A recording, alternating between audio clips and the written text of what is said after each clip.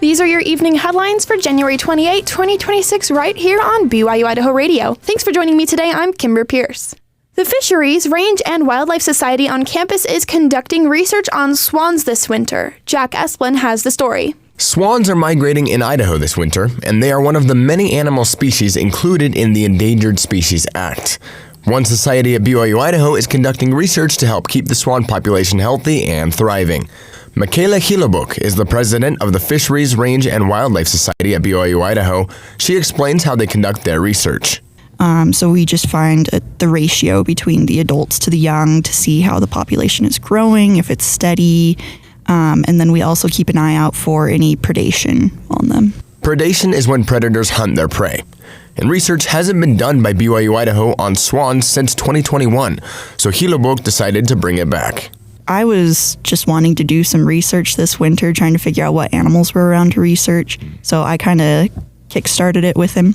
The Wildlife Society has 5 teams, each composed of 7 to 8 students. The society is largely student-run as well. The Wildlife Society conducts research locally, from the High Sea community all the way to the St. Anthony sand dunes. Hilebuk highlights the main goal of their swan research. One, we're trying to give more research opportunities to the people in our major, even other majors that need research for their resumes. The main goal is just making sure that we're monitoring these endangered species or species of conservation concern and making sure that their populations are healthy. Hilebuk says she loves research, especially research about birds. She's also doing some research about hawk rescue.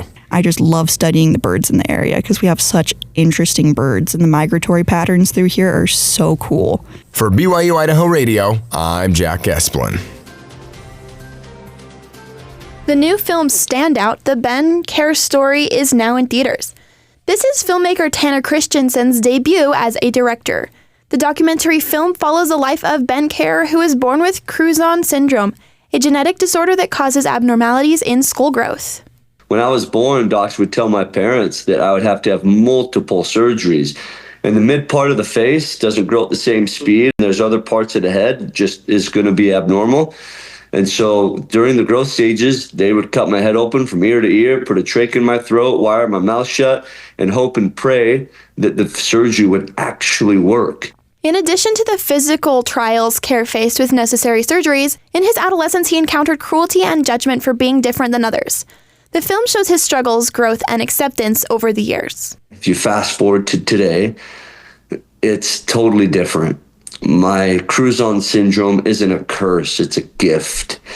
It's an opportunity to have empathy towards other people. It's an opportunity to prove who I am. It's an opportunity to be somebody. It's an opportunity to stand out. Through hard work and determination, Kjar excelled at wrestling, becoming a 3-time state champion, NCAA Division I All-American wrestler, and eventually competing internationally, where he became world champion. Kjar now shares his story of overcoming obstacles as a motivational speaker. Director Tanner Christensen said he knew about Kjar for decades and has watched his inspirational story play out in real life. They're from the same town in Utah. Christensen remembers his dad, filmmaker T.C. Christensen, telling him Kjar's story would make a good movie one day. His story would have been great 20 years ago too, but it's even more so now.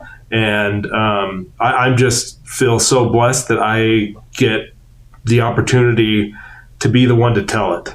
Standout, the Ben Kjar Story, is now in theaters. Information on showtimes and locations can be found at standoutfilm.com. Christensen says this film is one that will entertain you and get you to think.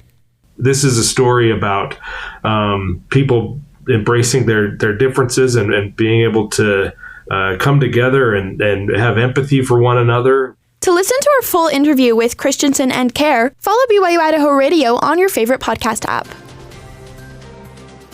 Yellowstone National Park has announced that this year the park will extend the fishing season on 3 of its rivers. The waterways are all located on the west side of the park and will open for fishing on May 1st, a few weeks before the regular fishing season. The Firehole River and all associated tributaries downstream to the confluence with the Gibbon River at Madison Junction.